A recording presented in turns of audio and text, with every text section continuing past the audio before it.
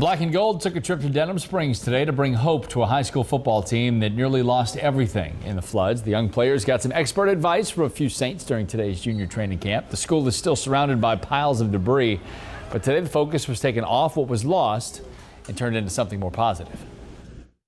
Most kids don't really know the devastation like their parents does or whatever, but to put a smile on their face that they didn't lost everything, but then you come out here and they smiling, they having fun, that's touching somebody. That's just showing that, being with the New Orleans Saints organization is that, we give back, we try to do whatever we can. The Saints, along with the NFL, donated $500,000 in much-needed resources. That means new helmets, jerseys, and more to help the team rebuild.